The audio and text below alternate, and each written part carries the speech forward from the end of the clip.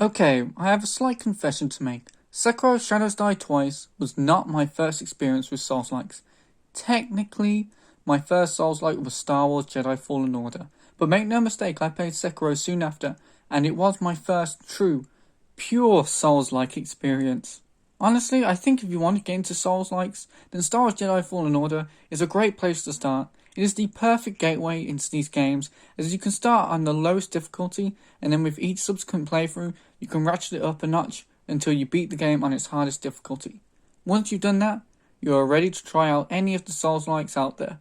Although I would recommend Sekiro, since it's the most similar to Star Wars Jedi Fallen Order, and you have the stealth gameplay aspect, making it easier to deal with certain enemies. I don't know why I decided to play Sekiro.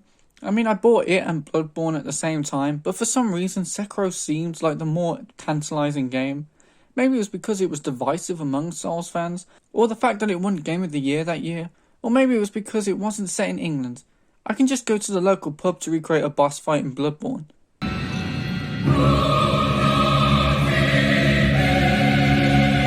Whatever the reason, I decided to play the game, and that's exactly what I did. And I won't lie, I got extremely overconfident. All it took was beating one low-level enemy for me to get very big-headed. I thought, is this supposed to be challenging? It didn't help that I beat the very first mini-boss I encountered with ease. As you can assume, I kind of got a bit of a chip on my shoulder and started to think that the beginning of the game would be easy, and the game would then get progressively harder. That thought was half right, as I inevitably came across the Chained Ogre. This guy sucks. He kicked my ass pretty much instantly, but I continued on. I refused to give up, until about the 15th death, at which point I thought, screw this, I'm making no progress in this fight, I refuse to play anymore, I'm going back to my Ubisoft open world games because I can actually beat them. Months passed. I didn't touch the game, I didn't even look at it, until one day I ran out of games to play, and I was bored. COVID was going around beating everyone up, and I was trapped at home with no games to play. So I decided to try the game once more. I took on the ogre once more, and he killed me instantly. But this time, I remembered something. Unlimited sprint, baby! None of his attacks could hit me. I was just always outside of his reach, goading him into attacking, which would give me the opportunity to strike. Before I was playing defensively, but now I was attacking, and after a couple of attempts, I had fouled the vile beast. Finally, months down the line, I had made progress.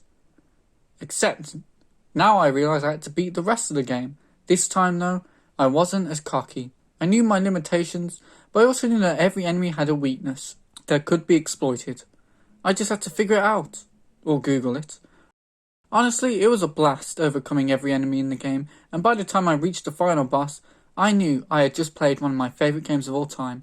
I loved it so much that I beat it 2 more times to get the different endings, and then I moved on to Bloodborne, confident that I could beat that too. Only to instantly die to the enemies in that game. I had learned nothing. As well as beating Bloodborne, I also beat Code Vein, that anime Souls-like where the female characters have Z-cups, and I also played most of Hollow Knight, only stopping once I foolishly decided to get the true ending, and I got stuck in the White Palace. After playing all these games, I realised how much I liked Sekiro, because none of them, not even Bloodborne, came close to giving me the same feeling I got from Sekiro. I liked Sekiro because of its more direct approach to storytelling, something that is absent from most Souls-likes. Not to suggest Bloodborne and any other Souls-like sucks because it lacks an obvious story, just that I personally prefer it when my games have an identifiable narrative. I also really liked the gameplay in Sekiro, which is noticeably different from the other Souls-likes. For starters, Sekiro is fast, much faster than the characters you play as in other Souls-like, who are often far slower than the enemies you face in those games. This speed makes the game exciting as you whiz around the area of the map, trying not to get beaten up by the abominable Yeti who throws feces at you. Combine this with the posture system, which will likely be your main focus instead of the enemy's health bar for most bosses, all leads to a very aggressive game. Bloodborne also featured heaps of aggression, but that game was more about being offensive and slowly chipping away at a horrific monster's health, whereas Sekiro is all about attacking and the clashing of swords. To clarify, Bloodborne made me feel like a hunter who was always on the verge of dying horribly, whereas in Sekiro I felt like a fighter, facing off against my sworn enemy.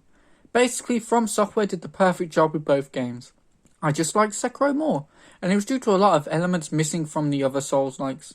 I have yet to play the Dark Souls trilogy, which I do own, and Demon Souls as well as the big boy Elden Ring will both be conquered one day. Until then, I don't know what my exact opinion of the Souls-like genre is. I do like the games, but I don't know if I've yet fallen in love with them like everyone else has. They have a unique atmosphere, and the deeper into the games you go, the more it sucks you in. I wouldn't be surprised if upon finishing the Dark Souls trilogy, I scream my love for Souls-likes from the rooftops. Whilst it hasn't been confirmed, I am very excited for the sequel to Sekiro. I know that Bloodborne still hasn't gotten a sequel, but I'm optimistic that Sekiro will. If you got the true ending to Sekiro Shadows Die Twice, then you know that the game sets up a sequel where Sekiro goes to China or something with a little girl. Also, the game is called Sekiro Shadows Die Twice. The game has a subtitle with Shadows Die Twice, so I'm anticipating that this game is the first in a Sekiro series where each game has a new subtitle like the Marvel movies or the Horizon games. So everybody keep an eye out for Sekiro 2 and the search for the Chaos Emerald. In all seriousness, I'd be surprised if this game didn't get a sequel, not just for the reasons I've mentioned, but also the gameplay, which still feels different compared to the other Souls-like. It feels like Sekiro could be the series where the From Software crew really focus on story and combat, and it's these reasons why I'm confident Sekiro Shadows Die Twice will get a sequel someday. Although this video has shown me being confident about something usually results in disaster. So we'll see. Anyway, bye.